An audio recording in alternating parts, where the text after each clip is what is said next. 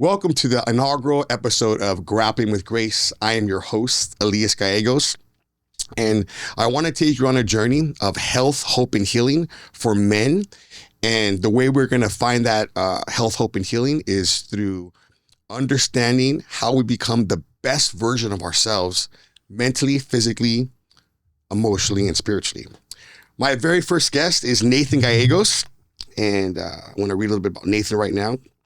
Nathan Gallegos is a seasoned and correctional ministry leader, a speaker, a certified coach with over 25 years in corrections and more than 20 years inspiring leaders and teams.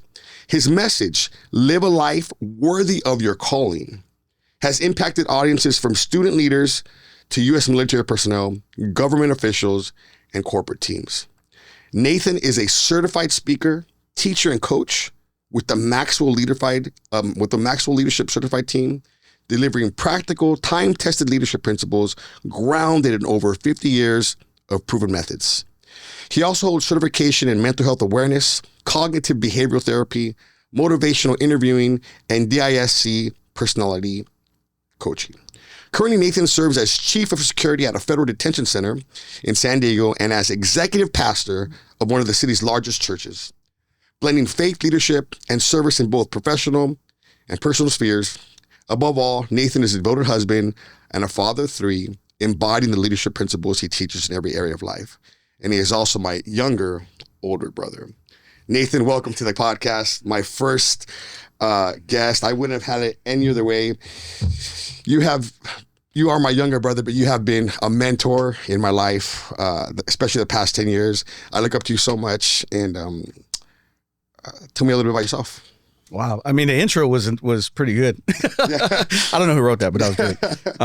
And just tell me a little bit about your background in leadership and in ministry. Yeah. So I've always been drawn to leadership, always been drawn growing up. I mean, we were pastors' kids. We were involved, the good and the bad of ministry, but just kind of always had a draw to lead others. I remember my first kind of like leadership position was in the Royal Rangers.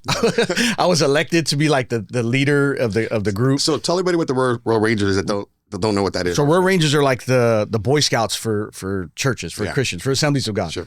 And so, we did all the camping and the we would go out to camps and compete against other groups and stuff like that. And it was fun. And so that was kind of like my first taste. And I remember thinking at that time, like, man, it's cool to be in charge of people. Sure. Like they get to have to do what I say, right? Right. And then obviously you grow up and you learn leadership that's not what it is. But really, I was involved in ministry, not really understanding, not really taught what leadership was. It was like, hey, you have some skill set. We're going to put you over here. You do this. And just kind of that part of the natural, there's a conversation about natural leadership abilities, cultivated leadership abilities. And so there was something there, but never did I have anything to grow me in leadership. Right. I remember in 2013, I was having kind of a personal crisis in my job. I was a correctional officer, moved into a sergeant, and once again in a position and understood some leadership principles, but never had any formal training. And I was just unhappy with my job and I lost a love for it. And then I told my wife, I think I want to go back. It's time for me to leave. And she said, well, go be a teacher. And I'm like, I don't want to go back to school and be a teacher. She goes, but you love to teach. So doing some research, and I found, a John Maxwell Leadership Academy at the time, and now it's Maxwell Leadership. And I went and threw myself in, got certified, and it was like life, getting like an injection of life. I started getting poured into. I had tons of mentors. I was spending probably about 6 to 8 hours a week with my mentors, just in different lanes. And I started just even more being more intentional about inputting my leadership. But that was kind of the formal training of leadership and where it started. And it just kind of gave life to everything within the ministry, everything within my job. And from then on, it was, I saw things from a different lens. I remember growing up and not really knowing what a leader was or is, but knowing that Dad was a leader, knowing that, that he was a pastor, he led a construction. I remember some of my earliest memories are people coming over at odd hours of the day and night to either borrow money, to ask for prayer, and realizing that in some form or fashion that was a man of influence, that there was influence, right? Yeah. And so let's talk about that real quick. What is leadership? So like for people out there that kind of think they understand what leadership is, or they've heard that term leadership, like what is leadership? It's influence. So leadership is influence. So that's kind of with the John Maxwell team, and John kind of teaches that in such an amazing way, but it's so true. I mean, you can have, here's a great example. If anybody's ever, as a kid, we go to the grocery store and we're like, hey, I want the Cocoa Puffs, or I want this. And mom was like, no, you can't have that. Right. And you beg and you cry, you do whatever, and you get mom to buy that. Yeah. Guess what? You just leverage influence over mom, right? Right? Whether it was for self-gain, whether it was for, hey, I know my brother likes Cocoa Puffs, whatever. But you leverage leadership. Right. You cause someone to do something. You influence somebody to do something.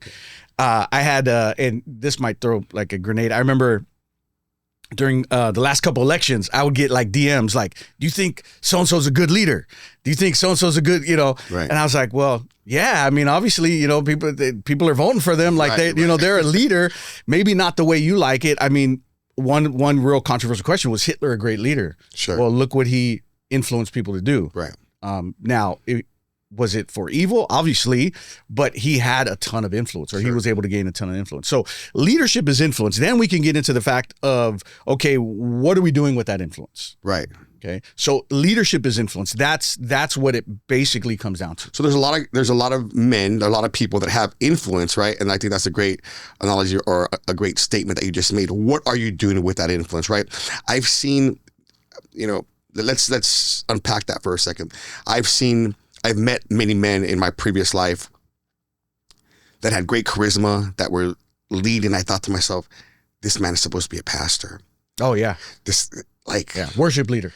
This man is supposed to be this man is supposed to be using his talents for God. And he, instead of building the kingdom, he's building his own kingdom. And I'm able to recognize that even more so now. But that was a great statement that you made. It's what do you do with that influence? So one of the things, when we see that, one of kind of my life verse, it's just a verse that made a big impact, and I guess you can call it a life verse, but it Ephesians 4:1, and I use it for everything. It's kind of the filter. And Paul says, I beg you, I urge you, brothers, to live your life worthy of the calling you've received. Right. Right. And what he's saying is, listen, everybody has a calling. You have a calling, you have influence, you have, there's something that God has put in you, a gift, and you need to live your life worthy of that gift. A lot of people take that gift and they use it for something else, for personal gain, right. For whatever. But when we really find ourselves using the gift that God gave us and using it for the purpose he gave it to us for, I mean, there's no better high. You don't get tired. You don't get burned out. Right. You don't get, people talk about burnout, and we'll get into that a little bit, but you don't get burned out doing the things you love. Right. You get burned out doing the things you don't love, or the things that are no longer your part of your season, and you continue to hold on to them. Yeah. Yeah. Setting your priorities, sticking to them, their boundaries. So leadership is influence. Can every man lead? Every man can be taught to lead. Yes. So why? So let me ask the second part to that question. Why do we have so many bad leaders out there? Why are we in this? Why is this country in the state that's in? Why are families in the state that they're in? Like, obviously, there's a leadership problem. Oh, absolutely. You would say like an epidemic, right? Yeah. When it comes to leadership. So, what do you see as leadership expert? What do you see causing that? What is influencing that? So, we had recently this kind of push about toxic masculinity and, what it was. And then you had people kind of joining this fight to be like, oh, we're all toxic. And this, we need toxic masculinity. Yeah. I mean, David had thousands of toxic masculine men that he called his mighty men, right? That had to go out and do bad things for good purposes. And I think most people, and this is from my lens of law enforcement, most people don't understand the depravity of man. Sure. You've been on that side. Sure. Yeah. We've been on opposite sides, right? Yeah. And what man can do when he has no vision. You know, the Bible says, you know, without vision, the people perish, or they get cast off restraint. Yeah. And the depravity of man and what man is capable of doing without correction, without vision, without leadership is dangerous, and it's not for everybody to see. You know, one thing that comes to mind is a combat sports analogy where it says you don't rise to the occasion, you fall to the level of your training. Absolutely. And you know, you don't rise to the occasion, you fall to the level of your training. And you see a lot of people with this idea that they have this hope in humanity that no, let's let them come across. Let's give them the benefit of the doubt. They just want to work hard, right? People are inherently good, right? And here's the problem. Me being on the other side where I've seen life taken. I've seen the depravity of man. I've seen the greed of man in my previous life. And there's people walking around on this planet that are like, have no clue of what somebody is capable of doing. Oh no, we live in a civilized society. We live in where, and so I guess I said all that to say this. With the lack of leadership or the lack of wanting to become a better leader or learning how to raise the leadership lid, we have this pandemic, right? Of it's a leadership void. A leadership void. Yes, we have this leadership void of broken homes, of broken men, of broken entrepreneurs, of broken husbands, right? We have this leadership void.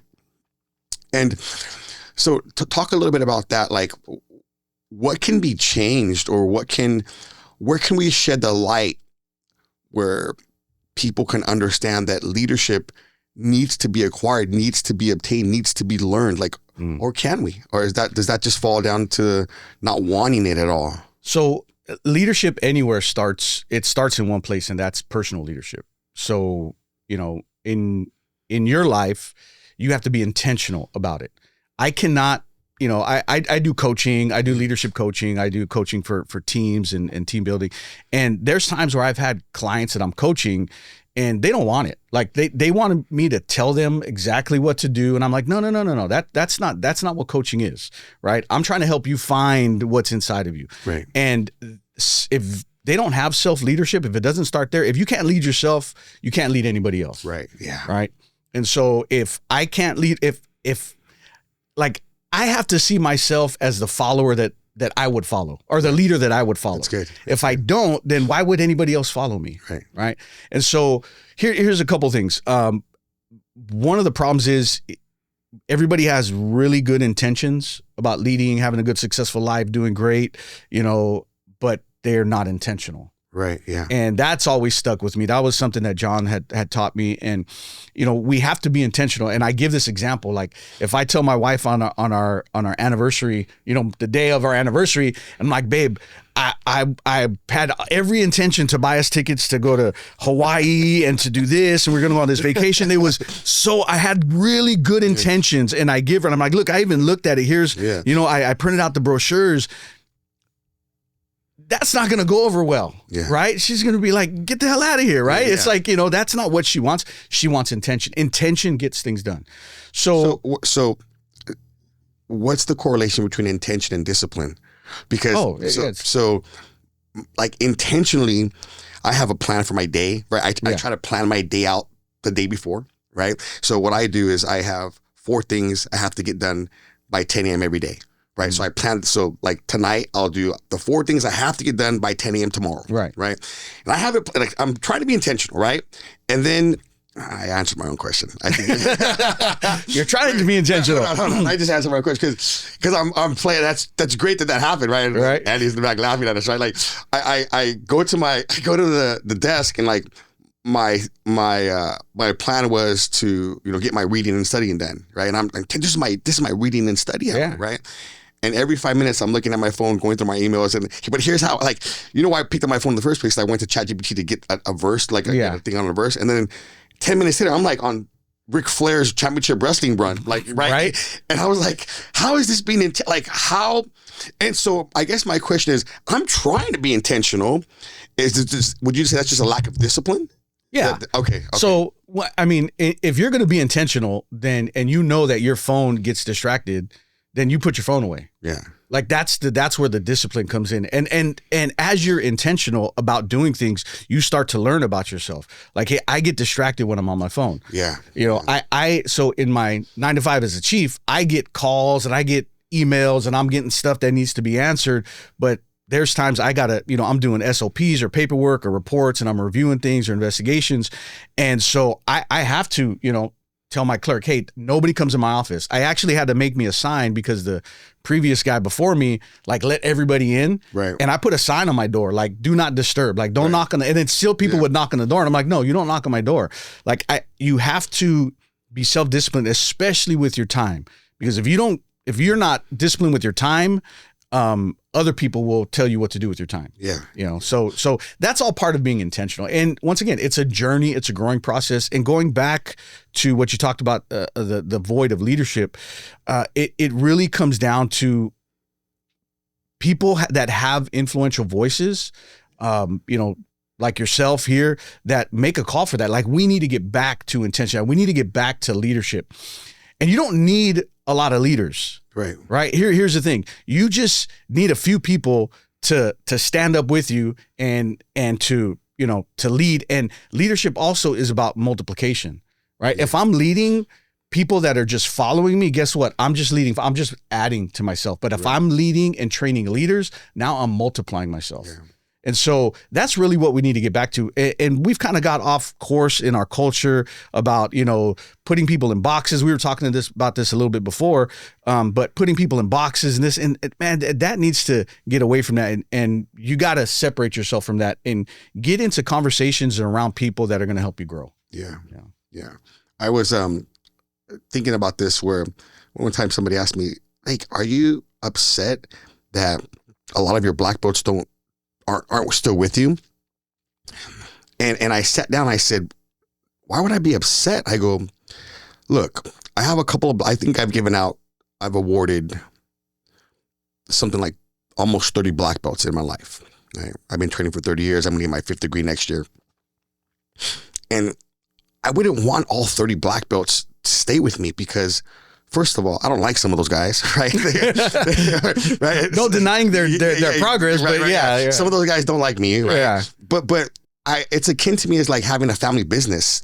And you have like 10 kids. It's like 3 of them are gonna be like, F you, dad, I'm out. I'm gonna do my own business. The other 3 are gonna be like, I'm gonna go do my own jiu-jitsu business better than you, dad, right? And the other ones are like, Dad, I love you, but I want to do my own thing. And then the other 2 or 3 are gonna be like, Dad, we want to grow with you, right? And do you love your sons differently? Would you love those kids? No, you're just like, I love each and every one of those guys that I've ever given a black belt to, regardless if some of them don't talk to me anymore or whatever the case is. But like, for me, my pride comes from like, do you know how many gyms have my black belts? And for me, it's a little part of me that's there. Yeah. Right. Like, even that, like, there's a few that maybe still don't like, that might not like me anymore or whatever, because I've changed. And I have to admit, like, as a leader, I failed a lot. I failed a lot as a leader, especially during my time of addiction and dealing with my trauma, where most people just thought, man, Elias is crazy. Like, well, that guy is fucking crazy. Like, he's just crazy. He's doing coke, all like, he just and meanwhile, all these people saw was the crazy guy, and they didn't see the little boy inside dealing with trauma because he got molested for years by his uncle. And I just didn't want to feel that pain. Nobody saw that. They just saw the crazy. And so you'd have people that would rightly judge, like, man, well, how's this guy doing this and still being blessed here, and here, right? And so I understand that 100%. I was able to take a step back. But I'm so happy that a part of me, like, wherever these guys are at, and they're in a lot of gyms. They've opened up their own gyms.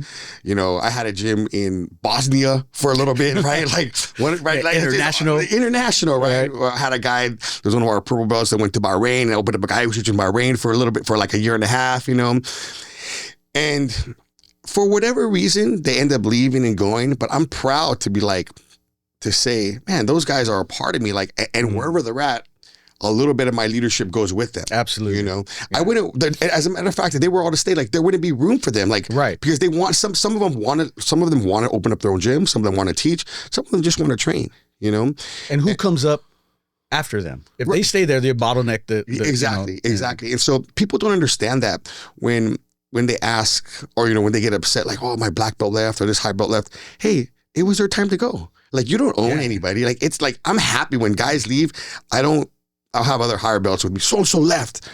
It's their time to leave. Yeah. It's their time. Now we have more time to work on the little, like, for me, right now we're at this position at the gym where obviously that whole thing happened with, you know, with me coming back to the gym and taking the gym back over, where a lot of the students just left, you know. And now I have just like a whole bunch of white belts, and people, I've heard the rumblings like, oh, it's just white belts. And for me, I'm like, oh, it's just white belts. Like, you know what Simon Sinek said? Simon Sinek made a real good analogy about the marathon run. Did you ever seen that? Like the perception, right? You know, after the run, there's free bagels. And Simon's like, free bagels. And his friend's like, that's a long line. He goes, yeah, but free bagels. Right? And it's like, they're looking at the exact same thing. Yeah. And ever since I heard him say that, I thought to myself, you know, we used to go to Tacos de la Frank, or we would drive by. It's a long ass line, right? Yeah. And Fabiola, my girlfriend, would like, how that long is line? Oh yeah, forget that line, it's long, right? But it's supposedly the best talk, right? And so we went again. Oh man, we can open up a can of worms talking about. So she talked. She goes, we went, and the line was long, and she goes, it's long. And she goes, the line's long. I go, yeah, but it's the best tacos. Let's debatable. Right. But no, yeah, they're good. I go, but let's hang out together in the line. And she's like, oh, right. It's like, it's how you see things. So I guess I said all that to say, as a leader, I understand that principle of like multiplying yourself and letting people go. Like, especially we had a conversation with the life group. Yeah. Right. Like, in my mind, I wanted like 40 guys in my life group. And then, let's be honest, I'm trying to build my own kingdom right there. Like, we're gonna have 40 guys in this life group. You're really gonna have time for 40 guys? Yeah, no, I don't have time for myself sometimes. Yeah. So I got two. After we had the conversation, I have two guys that are. I'm gonna have one guy. His name's Miguel. I'm gonna have him start helping lead, and then eventually have him be the first branch out. You know, so that's really good. So going back to your black belts, it's the other thing that people sometimes don't see when it comes to leadership, right? That they have a team. But if I keep my team, you know, that team is sometimes only meant for a season. Right. And they need to go. I talked about the bottlenecking. You look out now and you're seeing your white belts, you're seeing the potential. Sure. Yeah. Where other people are seeing like, wait, where's our status? Where, you know, and that's one of the attributes of a leader, is that leaders always see more. And they always see before. They see more than what everybody else sees, and they see before what everybody else sees. So you look at that mat and you're seeing potential blue, you know, purple, brown, black belts. Other people are just seeing white belts, right? So that's kind of where that leadership perspective comes in. Yeah. And we have the same problem in ministry, where people leave churches because, you know, they get called, like myself. You know, I just recently did a transition, and some people, here's a funny thing. So Susan and I, we took a sabbatical. Our transition took like almost 6 months. Yeah. You know, making sure it was the right fit, making sure it was right. You know, pastor, our dad, you know, our father, he was in agreement with it. The other pastors were in agreement with it. But we just wanted to make sure it was the right fit. So that was like in March. Susan and I had took a sabbatical in July. We came back at the end of July, or came back August 1st. And immediately we realized, you know what? Our season is done. Yeah. I had a lady come to me that first Sunday back, and she goes, I know why you were gone. And I'm like, on sabbatical. And she goes, you were looking for another church. And I was like, in my back of my mind, I was like, I already found another church. You know? But she was so mad. She goes, I know you're leaving. And I'm like, well, you'll find out what happened. Like, but she was just so upset. Yeah. Because people get so comfortable with the norm. They get so comfortable with what is, but growth and development, and, you know, it causes change. You have to change. Things have to change. Yeah. If not, it becomes stagnant. One of the greatest kind of illustrations I heard, and this was years ago. You and I went to see this pastor one time, and I remember he was talking about water. He was talking about how, you know, like we're called to be rivers and not reservoirs. Yeah. And, that's good. You know, rivers give life, right? They flow. They have oxygen in the water, but when we stop it up, the oxygen doesn't flow, and now what once gave life now becomes poison and can give death. And that's what happens if we stay where we're at. We become stagnant. We become bitter. We see everybody else growing. And the thing is, when people leave, if you try to keep them, however you keep them, like you beg them, you give them a raise, you do whatever, right, you're always going to have to do that to keep them, you know? And sometimes you don't just let them leave. Sometimes you got to kick them out. Like, hey, you need to leave and grow because I'm stunting your growth. Right. Yeah. And, you know, once again, that takes a leadership lens to see that. Yeah. So the theme of this podcast is health, hope, and healing. When you hear those three words, health, hope, and healing, what do they mean to you personally? So health, hope, and healing. Well, health, I think anything, when we talk about the health of something, you're looking at probably the alignment of things. And as somebody in the sports world, if your neck is messed up, right? Like after so many times your neck is messed up, then after that, what happens? Your shoulder starts hurting. Then your hip starts hurting, right? And you need to go to the chiropractor, get adjustment. Yeah, that's good. So you need to be healthy. You need to be in alignment. People don't get the flu. People don't just get the flu, right? It starts somewhere else. It started by the diet. It started by the lack of rest. Yeah. There is an out of alignment. And that goes into that the physical body. It goes into mental health. It goes into the spiritual. It goes into relationship. So health has to do with alignment. Hope, I would say one thing I learned is that, if you don't have hope in the future, you lose power in the present, right? That's good. Say that again. So if you don't have hope in the future, you don't have power in the present. That's good. So one of the things that I've been able to do, and one of the things that I teach and I taught is on suicide awareness and prevention. Mm-hmm. And the one thing about people who want to give up on life, right? People that want to give up on life, they don't always want to give up because of life or problems. They want to, sometimes they don't see an end to the pain. Yeah. They don't see an end to the situation. Let's stop right there, because that's when I OD'd twice. I overdosed twice. And there was a point in my life where I was so full of pain where I would always tell myself, there's no way I'd ever want to commit suicide. I've never wanted, like, who does that? Weak people do that. Like, that's right. Like, right? Yeah, that's it. And I remember getting to this point in my life where I couldn't stop using. I had been going back and forth between two relationships, where just trying to like monkey branch and find happiness, and realize that I wasn't looking for happiness. I'm trying to find peace, right? Yeah. And then realizing I can't live like this. The pain of not being high, like the pain of life, of not sitting in the pain and like dealing with it, was for me too much. And I'll never forget. And it's just like you said, like, I'm not trying to kill myself, but that pain was so much. I'm like, I would rather just die than live with this pain. And I remember driving and going and saying bye to the boys. And driving to Rose's house and going and saying bye to the boys, and the only thing that stopped me, and I can see how people end up making that decision and killing them and actually pulling the trigger, like when there's no Holy Spirit involved, right? And the only thing that stopped me was seeing Elijah's eyes. Elijah came out and I saw his eyes. And then realizing that when it comes to hope, I had no hope left. But then realizing that if I did that to myself, my son would have no hope. Yeah. And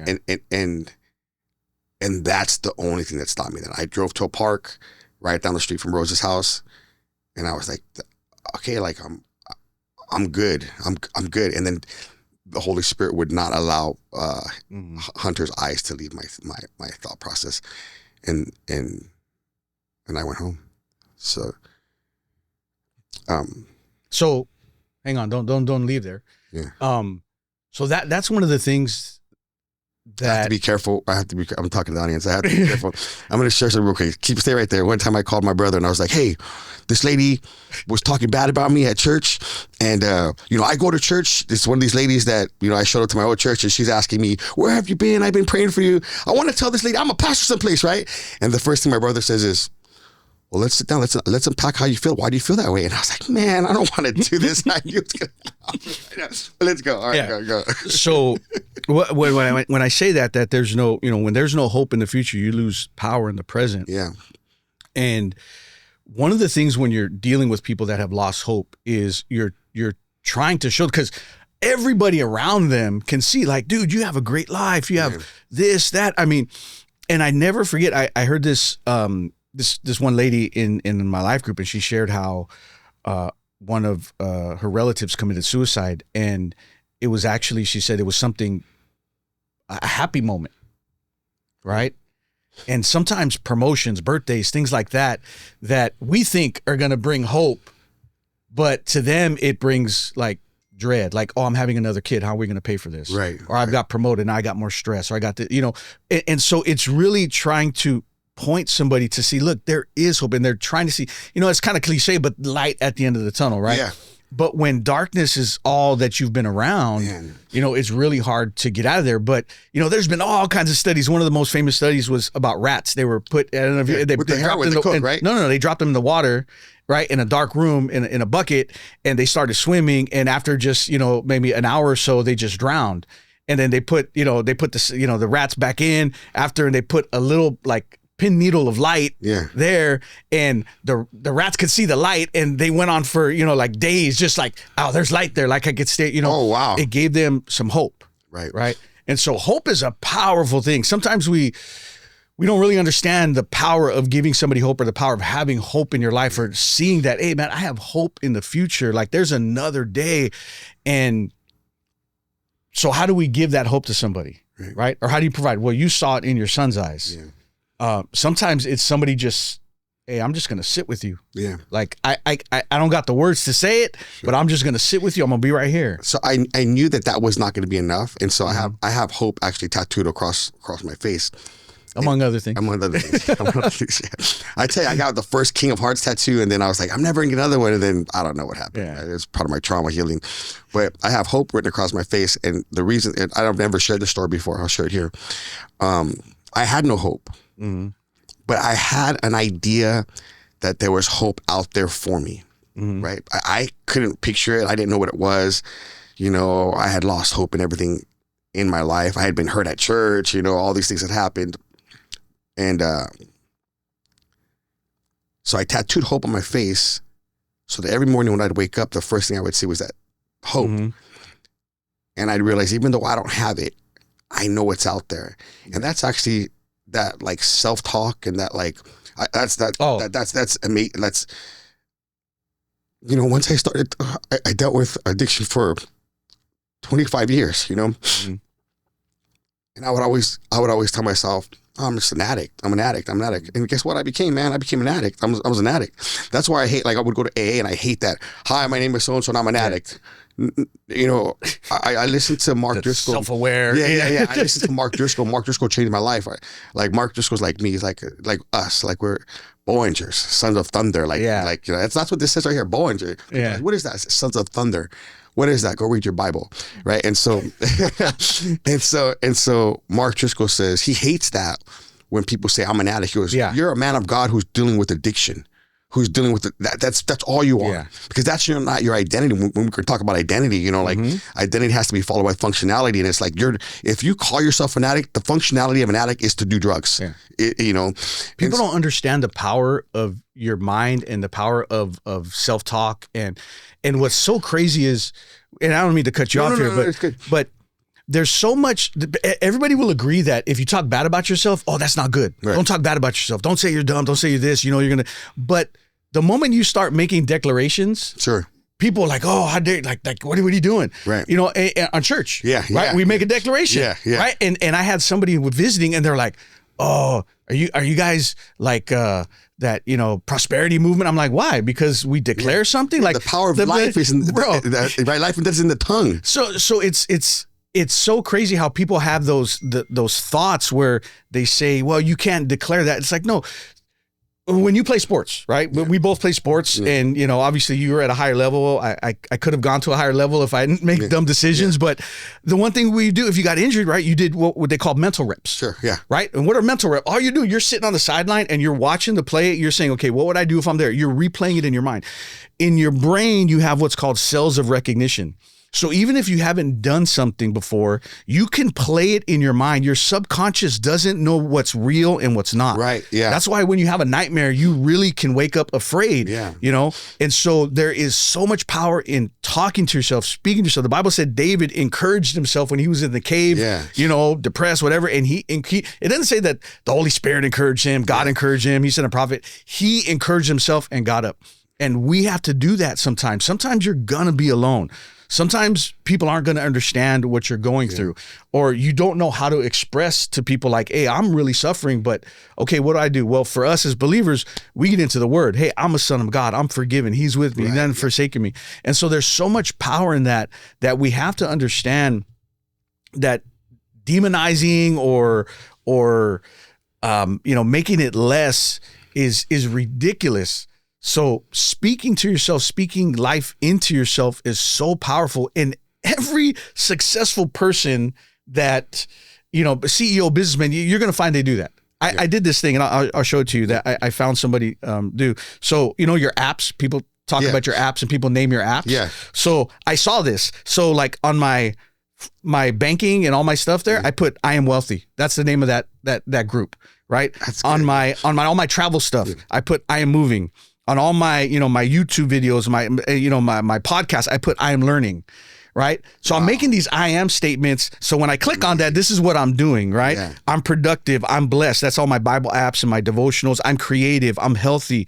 I'm hungry. That's all my food apps. Yeah, right? yeah. But it's one of those things where you got to speak into yourself. Hey, man, I have good kids. I have a blessed life, because there's always somebody worse off. And not that we're comparing, but you got to, man, I've been to, countries where, man, you see like this mansion, and the next thing you see a shack, right? In this country, we're so spoiled. Sure. We're so spoiled. It's 79 degrees, it's too hot, right? Yeah. It's like, dude, what are you talking about? Like, there's people out in the field digging ditches, and for $4 an hour. And we have to be very grateful. When we are grateful for what we have, we look at what we have as a blessing, and you don't have time to complain. Right. Yeah. Right. And so, I know we kind of did it, but, you talked about what you were saying about yourself, about I totally agree with that 100%. Nothing wrong with admitting what you've done. Sure. And confessing what you've done. But as believers, we've been forgiven. And the Bible says that he's taken that and he's thrown it into the deepest part of the sea. As far as the east is from the west, he's removed our transgressions from us. And, God doesn't look at us like, oh, Elias, the addict. Right. Yeah. No, he looks at you as like, Elias, you're my son. You know what's crazy? When I went to on my sabbatical to Missouri, and I did all these tests, and I did EMDR training, and then so my therapist starts doing these tests on me, and like we had this conversation like, you're on the spectrum, right? And I was like, everybody's got it on the spectrum. Don't get me down that. Don't get me down that one. And I was like, that makes so much sense. Like that makes so much sense on how how I'm, I guess, wired, right? So I kind of wanted to talk about like the wiring of people, right? Oh, yeah. Like I had always, all my life, I had been different, right? And for a while, I tried to like conform to like dress like everybody else and do things like everybody else, and I never felt comfortable. Being like that, right? Yeah. And so that answered a lot of questions for me when we went over that, right? But what does it matter? No, it didn't matter. But what I'm saying is, I was like, that makes, maybe, hold on. You know what? Maybe it did matter to me, because maybe most of my life I just thought I was weird. Okay. Most of my thought, I thought like, I'm just like, I'm so weird. You thought you were weird because I thought I was weird because I never, when I dressed like everybody else, like when I did like, I never fit in. Like even when I was bodyguard and kidnapping, like I'm the only dude that didn't speak Spanish. Like that was the running joke. Right. Right. Like I never fit in. I never liked to dress like this or like that. And then when we had that like revelation, I was like, that makes sense. Like I'm not like, right. Like people think like I do this for attention. It's not that. Like it's just me. That's your expression. That's my expression of how I express. Right. And how do you deal with like, I don't know. I guess the question is like, the wiring of somebody. We're not all wired the same. I'm learning that, 100%. Right? So I guess my question is, can you only excel so much in your leadership cap? Like, is there a certain limit where you're like, nah, because of your wiring, you're only going to be mid-level? No, Talk about that. So did my question come out? We'll figure it out. No. So there's a couple of things here. Everybody's wired. That is the dumbest thing. My wife Susan, she worked for the city schools for, 13 years, and she just quit one day. She was like, I'm so tired of it. Standardized testing is the dumbest thing in the world. Yeah. I don't agree. So I grew up, I know I'm not dumb, Right. but I found out because when I was playing football, at school, like just what it was, I thought, man, this is like real like in the movies. Like I was a good football player. So guess what? My teachers gave me grades. Yeah. Right. And then I get hurt. I can't play. No more grades. Yeah. So I fall behind. Then my teacher, my counselor, God bless her. She said, you know what, Nathan, I'm going to put you in honors history. I'm the only Mexican in that class. And everybody is like the record broke. And I'm like, dude, this is not hard for me. Right. Yeah. But I was so far behind. She ended up putting me in independent studies. Sure. I get into independent studies. The first day I finished my 11th grade English class in 4 hours. That's when I knew that the school system was a scam. Sure. I said, in 4 hours, I finished my English, my 11th grade English. This is ridiculous. But I also learned that I'm a self-learner. Yeah. I love to learn from other people. Autodidactic, right? But yeah. So I can read a book and I can retain information. Yeah, I am able to do that. It's a gifting I have. So I learned. So I was like, I didn't go to college, but people tell me, hey, what college you go to? What degree do you have? Yeah. And not to brag, but it's just like, I didn't. Yeah, I went to some college, but I got a lot of certificates. I learned a lot. I read a lot. And it's, so when we so that's why I said, so what does it matter that, okay, you're on the spectrum, you got an ism. Everybody does. Sure. We came out of the same household. Right, yeah. We were beat the same. Yeah. We ate the same food. We were. But we ended up completely two different. Was that because of my trauma? No. I don't think, it could have been. Because people will look at us and they're like, people will look at us and like, this is my brother. Like, what? Yeah. Like, you turned 18, you became a pastor, and at that time, that's when they were letting people become a correctional officer. Yeah, I was my misdemeanor facility. You went 18. I'll never forget, I'm going to tell the story. I'll never forget the first car you got. You came home and it was like a minivan because you were a youth pastor and you were like. No, I had a truck. That was my first car. You were like, when I was married. 12 cup holders. For the kids going to the Magic Mountain. I was like, what? Like, I was like, we're so completely different. Why is that? So So I do DISC personality assessments in coaching, right? And there's all kinds of, there's not one that's better than the other. I looked over here and I saw the Geniuses by Lencioni, which is great. But so I do that. So learning how you are, we get influenced by our culture, like what we grow up in, our family, trauma, different experiences, all of those things. Even if we grew up in the same home, we're influenced by so many different things that we're going to be different. Now, we have some similarity traits because, maybe cultural traits, maybe family, maybe, belief systems, but we're going to be different. Your kids are going to be different. I don't care what you do to them. They're going to be different. You have to let them be different. Oh man, there was this lady at church and she would always dress her kids the same. And when they got into youth, I'm like, stop dressing your kids the same. Yeah. like you're hurting your kids. Like it's not cute anymore, right? Right. It's like you can't treat them the same. And so you cannot look at yourself and compare yourself to other people. You have to compare yourself to yourself, where you're at in this season. I'm 47 and I'm going into a new season, in ministry. And eventually I'm going to go into a completely new season, probably starting over, maybe before I'm 50. Right. Some people will be like, how would you do that? Start a new career at 50. So what? Yeah. It's like, we put ourselves in boxes and we think we have to do this, that, and the other. And I think we're starting to realize now that, different, the 40 years working, getting the gold watch and retirement is done. You can excel in so many different things. Your gifts, your lack of gifts don't have to stop you from being a great leader in your area. That's good that you mentioned like your lack of gifts, right? Because there's men out there. That's. I don't have the charisma you have. Right. Yeah. I don't have the charisma you have. Like people come to you, you give everybody a hug and a kiss. People love you. People are just drawn to you. I don't have that. People look at me and they get intimidated. I don't know why. Like looking at you, you would think they would be more intimidated by you because of the way you are. But it's just something that comes off. Sure. And even my wife has to remind me, like, you're not at work. Like, stop. Yeah. But one of the things is because my brain is always, the way I'm wired is, in the DISC personality, I'm a high C, so I'm a very critical thinker. Yeah. So I'm thinking about everything. Like in this room, I'm thinking of, there's a lot of things going on in my brain sometimes that I can't shut off. And so she always says this. She goes, no, he's not mad. He's just focused. Yeah. Right. Because sometimes I'll have that like resting face. And so that stops people from coming to me sometimes. And and it's hard. Sometimes I'll try to be, but that's not me, right? Now, people that I'm close to, I can't. So that's not maybe my gift, right? So, but I know what my gifts are. I've learned what my gifts are. Teaching, speaking, coaching people, helping people out, and I can excel in those gifts. Right. So how do you, so let's like, I don't have this as a question, but I want to kind of stick here. So we're talking about leadership, how does a man out there who's dealing with trauma, like, what's one way to just find out their gifts?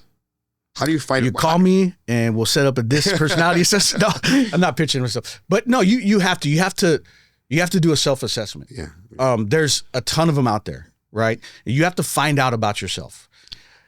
You got to talk to a therapist. Yeah. You got to talk to a mentor, a coach. I learned this. You have to have 3 people in your life. You have to have a Paul, you have to have a Barnabas, and you have to have a Timothy.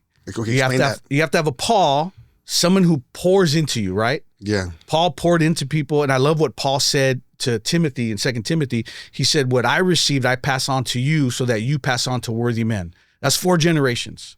Okay. Right? I received it. I'm passing on to you so you can pass it on to someone else. Yeah. And that continues. So you have to have someone pour into your life. If you're not having someone pour into your life, you think you know everything. Right. Yeah. Right. And so then you don't feel like you need to learn.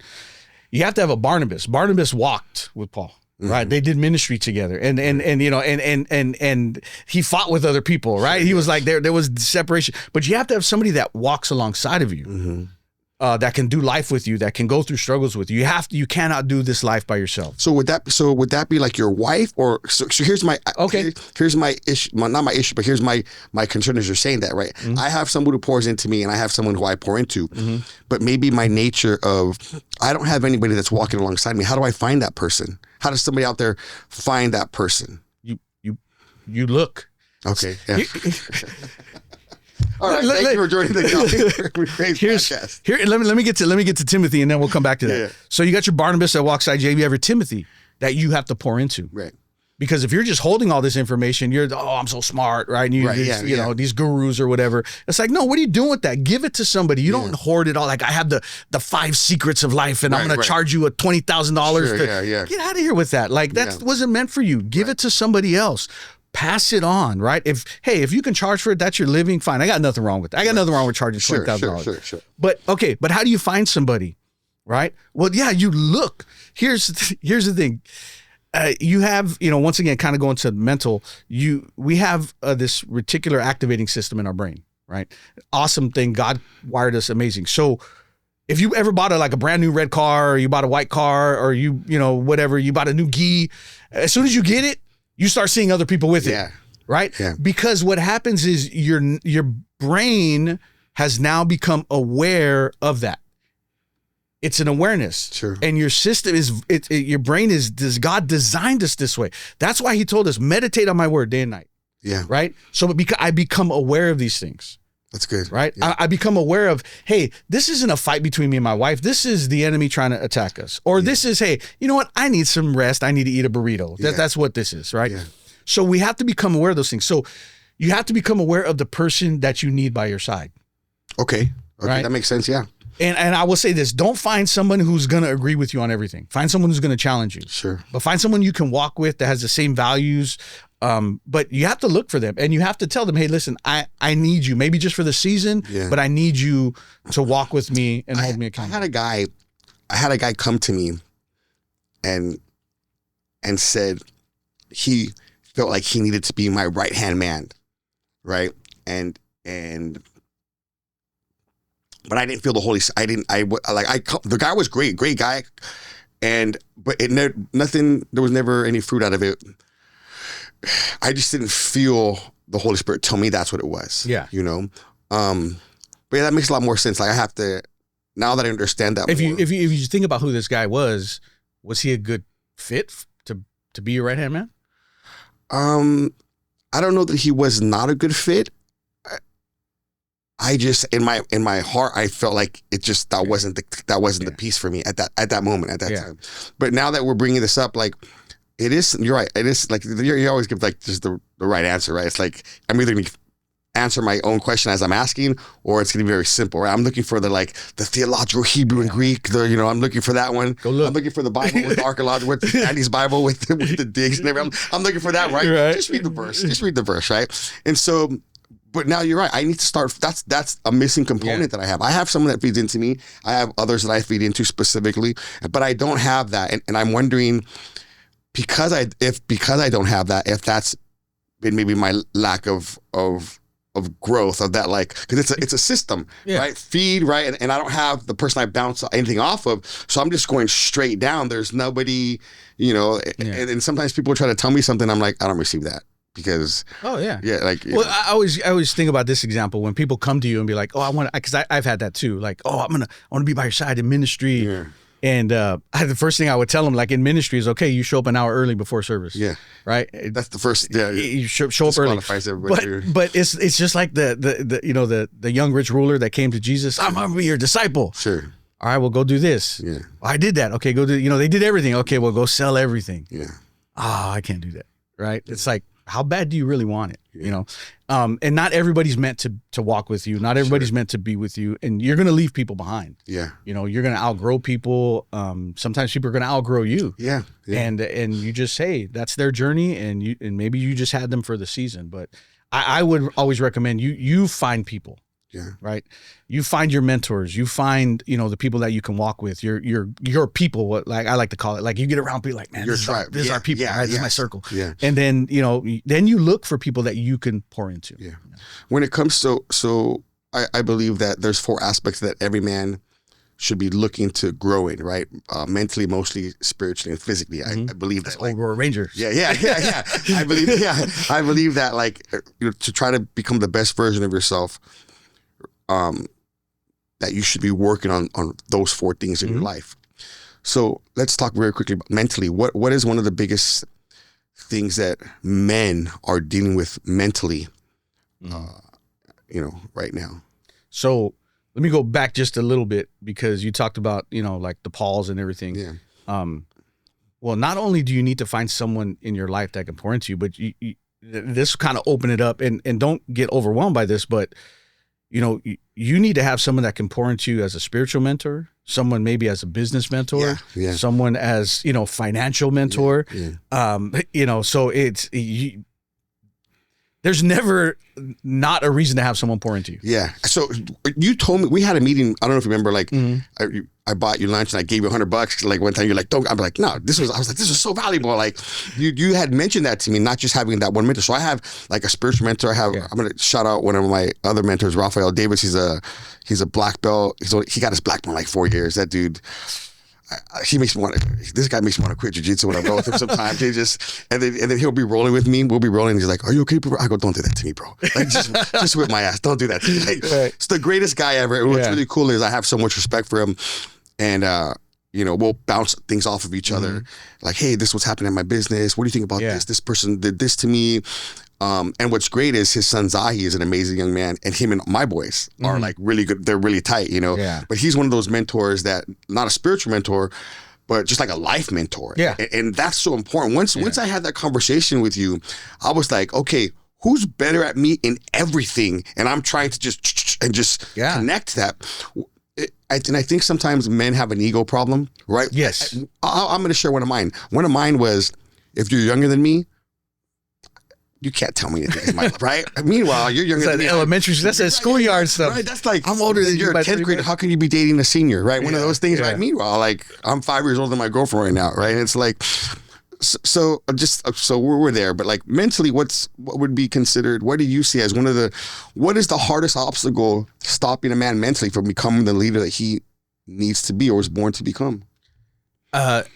Isolating himself.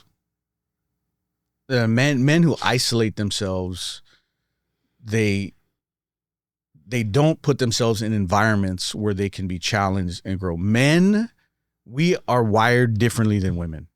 Yeah. We are created differently than women.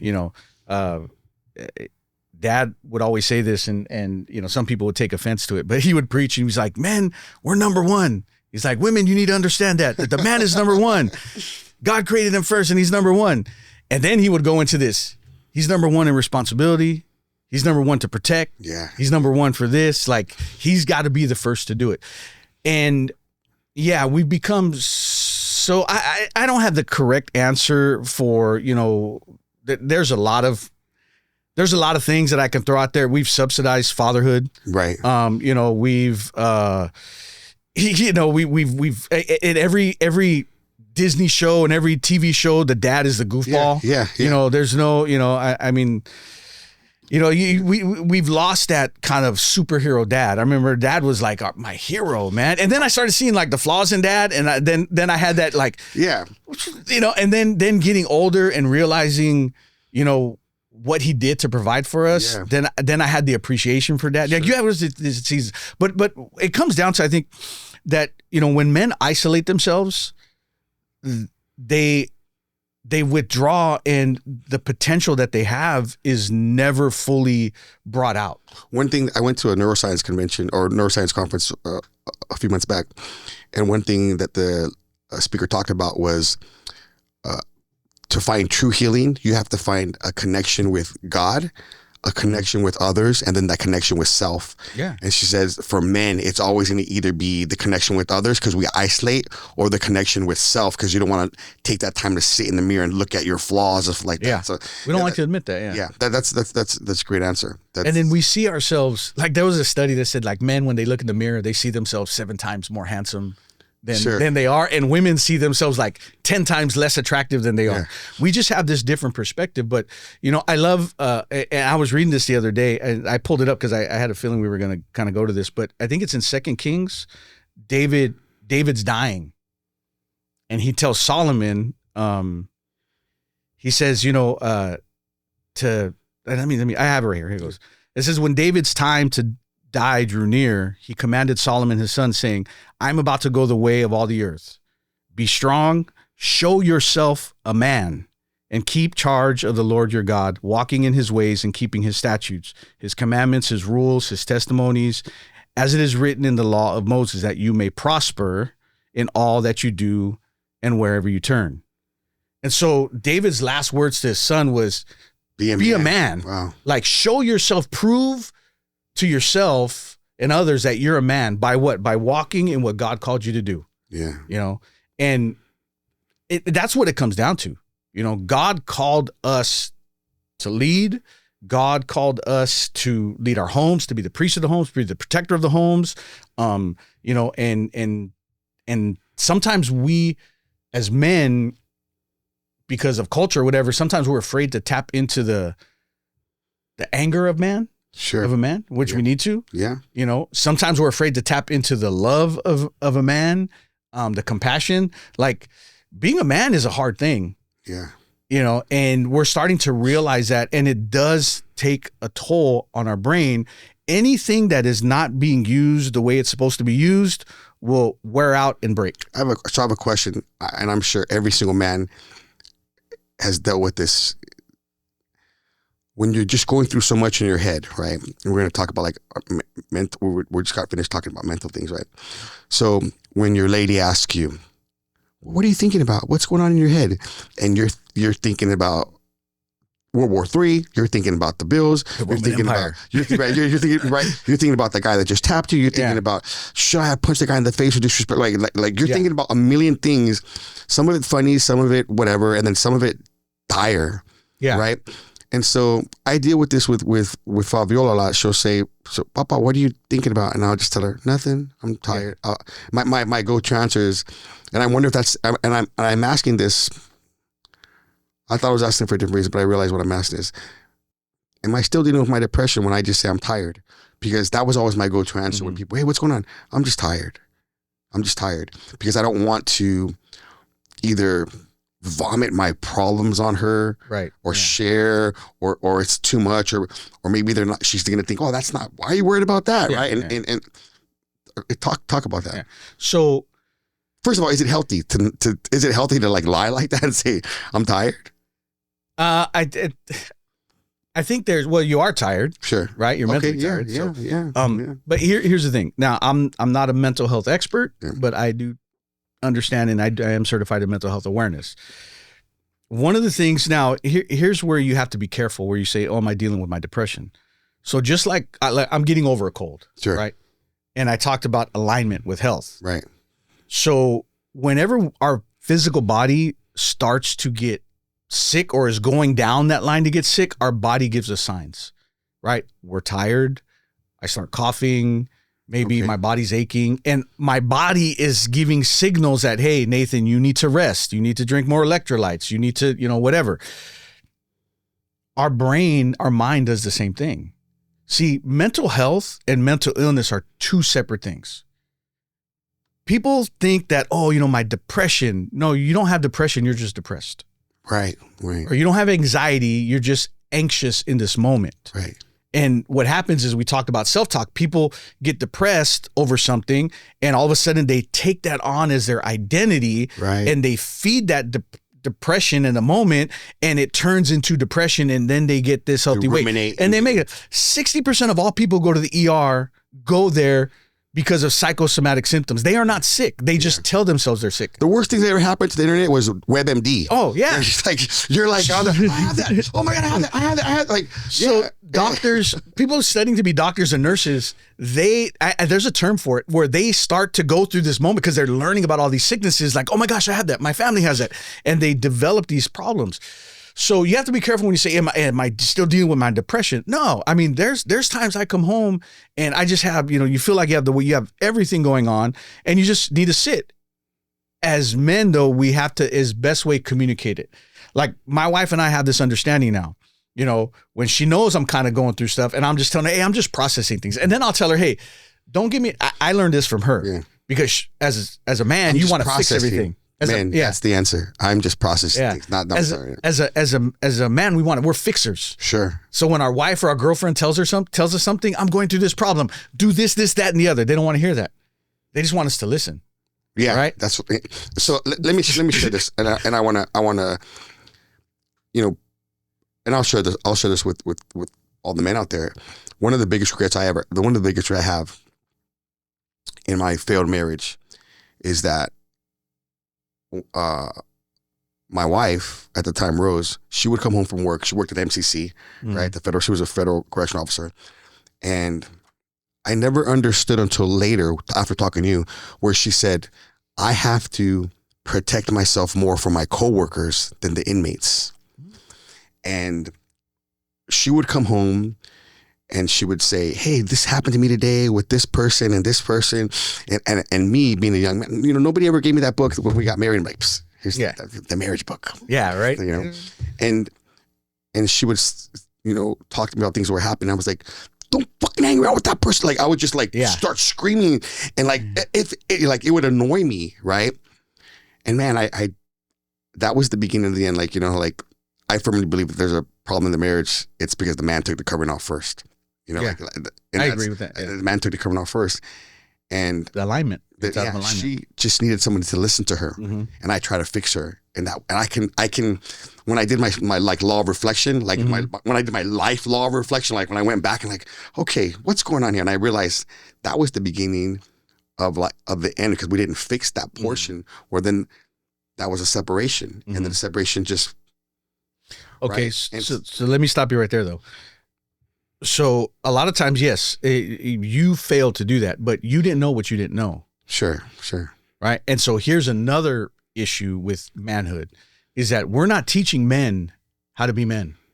We're not teaching men how to love their wives. Right? We're not teaching men how to deal with, hey, love doesn't take out the trash. Love doesn't lock the door before you go to bed, right? And your wife needs that because that's a need. She needs security. She needs help, right? So yes, you didn't do something that caused that, but understand, you didn't know what you didn't know.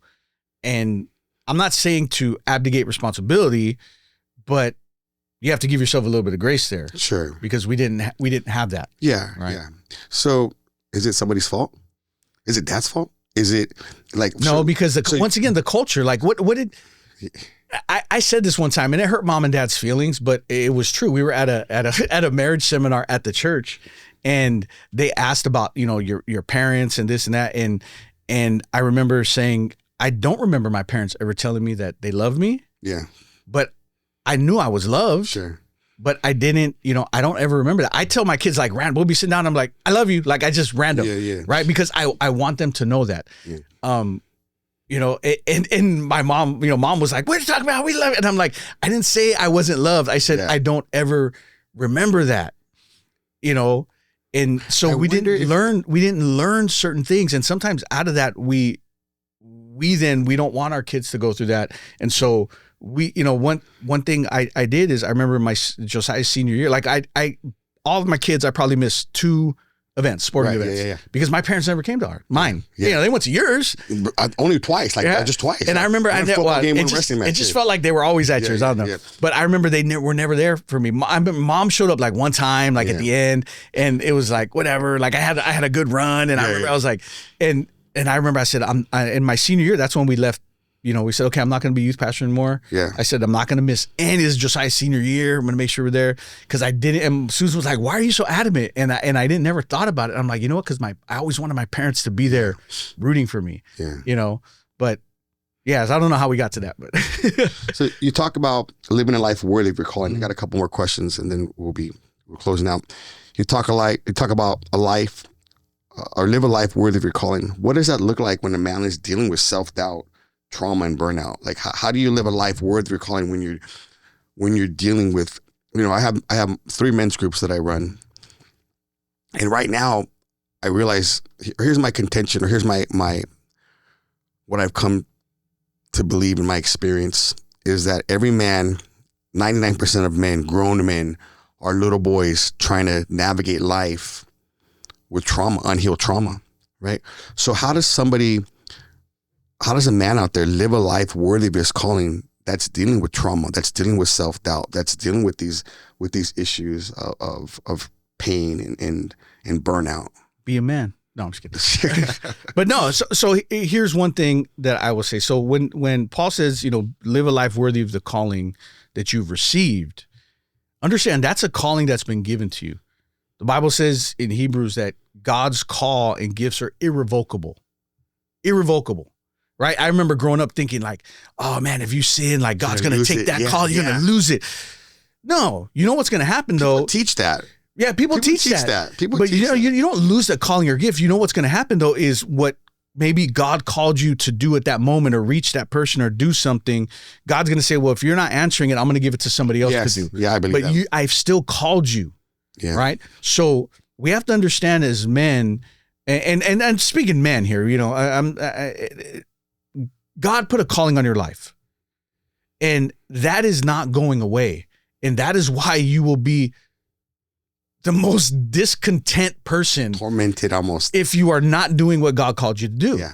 Yeah. And you're called to live your life worthy of that. What does that mean? It means that, hey, I'm not going to wait until everything is perfect in order to step into this. I'm not going to wait till I have everything figured out before I help someone else out. Yeah. I'm going to live that life now because I'm worthy of it.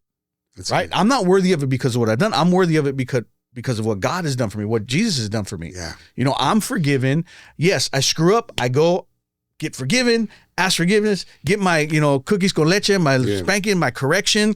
I confess my sins. I get up and I get back to work. Some people say, oh, you need to be like, what do you need? Like Jesus literally healed people, said, go sin no more. Right. Like he didn't tell them to punish themselves. He said, go and sin no more. And in the religiosity, we've confused the gospel. And I'm going to say this, you want to learn to be a man, read the Bible.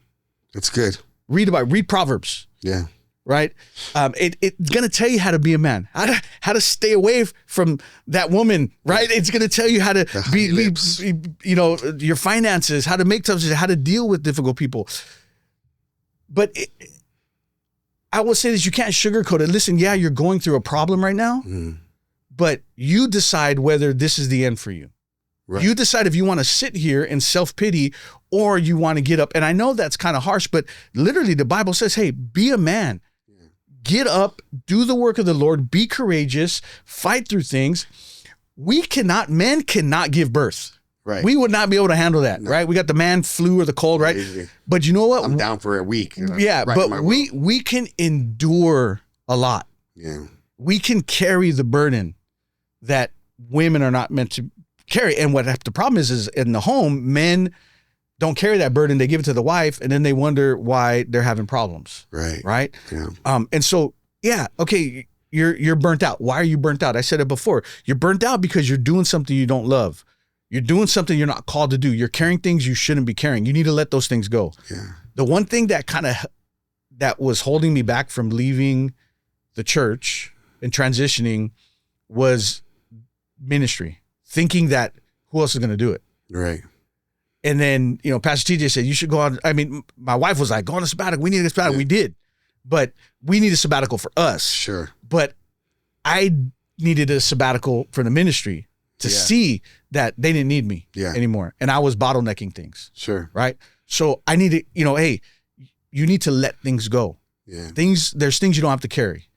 There's moments and seasons you're going to have to carry something. You carry it, you suck it up, you deal with it, and then you let it go when that season's done. I found that self-pity works for a lot of people because people are like, oh, they love it. And it becomes their identity, right? Like, talk about, oh, hey man, it's okay. Let's go get a drink. I had a guy at my gym who was who was in the program, and he never wanted to get healed. He never went through the healing process because he loved, oh, this happened to me. And then like, he loved the women's attention.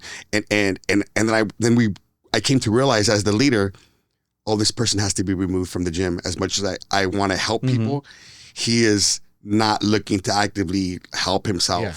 And so, that makes so much sense. I got one more question for you, Nathan. It says, and I would say just, you need to get around other people. You need to get around other men. Yeah. You need to get around people that are going to feed into you. Okay. What parallels do you see between physical training and spiritual or emotional growth? So like what parallels do you see between physical training and spiritual and emotional growth? And again, this question comes from the idea that I believe a man should be working mentally, physically, emotionally, and spiritually to become the best version of himself. What parallels do you see there? It's completely, that once again goes back to alignment. Paul himself says, I got beat my body into submission. Yeah. Right. Like I disciplined myself. Yeah. Right. Paul was a wrestler. Yeah. He was a tent maker. Like he worked with his hands. He got up. He's like, hey, I'm working so you guys don't have to pay for my ministry. Yeah. So there is a discipline on both sides. It's good. And it's not only is it parallel, it's hand in hand. Sure. We have to take care of our physical bodies. We have to take care of our spiritual, our mental, and the ministry that God has given us. You lose one of those and something's going to suffer. If I don't take care of myself physically, and the pastors who go to the buffet every Sunday, right? Yeah. And there's a synergy that people don't understand, right? Like when you see, I don't understand how you look good, you feel good. That is not about being the temple of God in your weight, and you're overweight, right? And you're not actively trying to walk every day or something. You're telling your church to fast. Yeah, you need to fast, right? Fasting is not just a spiritual thing. Yeah. Fasting is a physical. Yeah. It's not just denying the flesh, but it's a physical discipline. Yeah. For the long run, because ministry and doing what God has called you to do takes such a burden. It takes a lot out of you, and you have to be able to recover. Yeah. And so it goes completely hand in hand. And if you think you could do one without the other, it's gonna catch up at some point. Yeah. And that's where you see burnout happening. Yeah. You see these pastors that they're stepping down because they preached every Sunday, written 5 books in a year, and then their marriage is falling apart, or they get sick or whatever. And it's sad to see that. And I know it's a lot, but once again, it becomes, going back to the very beginning, becomes with being intentional. I got to be intentional. And like anything, in sports and jiu-jitsu, like nobody comes in and just because they're a stud athlete do they get their black belt overnight. Right. Yeah. It's consistency over time. Consistency beats talent anytime. So you have like 30 seconds before we close out. Nathan, I want you to look at the camera. And what's one thing you would like to tell people that are looking to become better leaders, specifically men, one thing that if you could only meet one person and you have one thing to tell them about leadership, what's one thing you would tell them? I would say be intentional. Give me a call. But no, I would say be intentional. Sit down, take a hard look at your life, at your schedule, and what you really want, and write it down. Once again, go back to scripture. It says, put the answer on paper, plain, so the runner can read it, so you can read what you're doing. So what I would say is be intentional. What do you really want in life? And write those things down. And I would say write them down like you already have them. hey, I am healthy. And then what does that look like for me being healthy, right? I'm financially secure. What does that look like? I have a great marriage. What does that look like? But it takes intention. How can people get a hold of you? On Instagram, you can follow me on Instagram at Living Worthy. That's probably the best place I post stuff. Like devos and everything. The coaching I do, that's kind of very limited. Sure. But if you're looking for coaching, if you're looking just to be a sounding board, you can reach out me through there. DM me at Living Worthy. At Living Worthy on Instagram. That's probably the best place. I don't promote myself a lot because I know my time. But yeah, if you're interested in trying to become a better leader, and if I can just even point you in the right direction, give you a book or something, just reach out to me. Nathan, thank you so much for being my first guest, and I look forward to having you again. A little bit of nepotism, but that's okay. Thanks, brother. Appreciate it. Thank you guys for listening. We'll see you soon.